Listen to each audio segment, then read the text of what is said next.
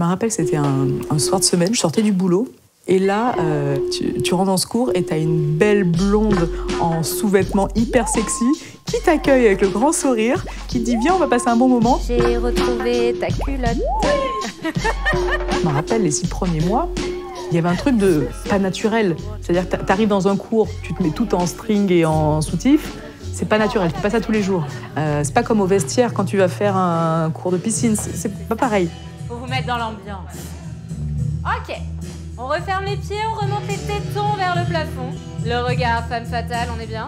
Le petit sourire qui va bien. Attention, vous êtes filmés. Hein.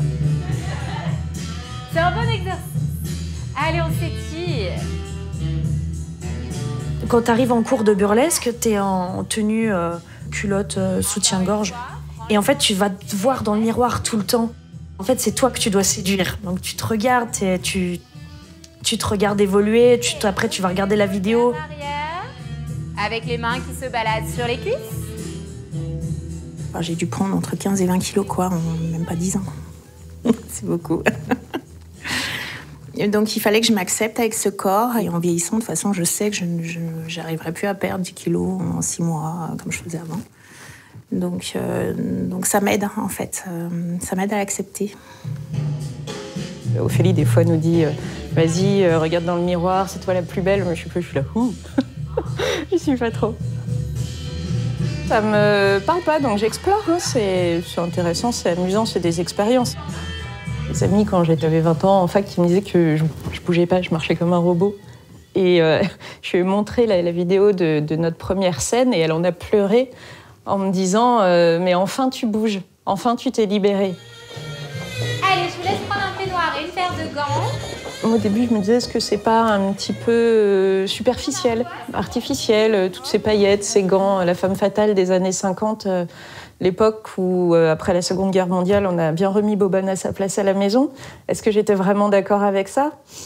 Et du coup, ça prend quand même un cheminement aussi intellectuel pour se dire j'ai le droit de jouer et de prendre du recul par rapport à ce que je fais. Si tu croises des copines, tu as le droit de les caresser au passage. Tu as le droit même de les fouetter si tu veux. C'est accepter sa féminité et puis oser des choses que tu ferais jamais. Clin d'œil au public, chauffer dans le sens flirter, et c'est être dans une démarche de séduction, d'érotisme si on veut pousser le truc. Et en même temps, t'es sur scène, donc quand on est sur scène, ça compte pas, c'est pas la vraie vie, tu vois, on fait ce qu'on veut. Tu caresses jusqu'au cou. Tu as chaud, tu n'en peux plus.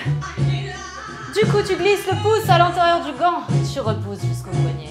C'est quoi? Si j'aime séduire, si j'aime être coquine, si j'aime être qui je suis, ça m'empêche pas d'être une bonne maman, d'être une bonne professionnelle. Mais je peux aussi être la femme que j'ai envie d'être, je peux aussi avoir du désir, je peux aussi avoir envie de séduire.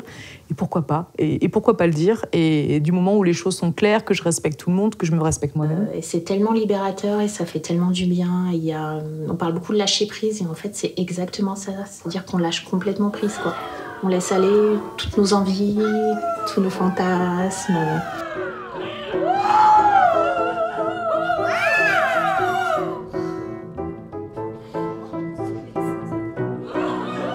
Il y a ce truc dans le public où tu dis elle va le faire, ok, elle est en train de nous raconter ça. Un truc comme ça où t'es hyper excité en fait parce que t'es emballé par l'énergie des filles qui sont sur scène et qui vont aller jusqu'au bout de leur numéro.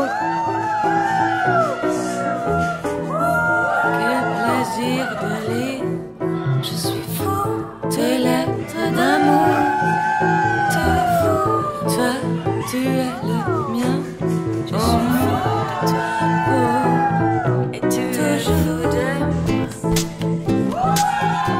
de dire à mes parents, je fais de l'effeuillage burlesque, et oui, je finis seins nus, bon, avec des nippies qui tournent, mais quand même, je fais ça, c'est quelque chose qu'il fallait assumer, oser, et ça, c'est ça qui est politique. Je veux que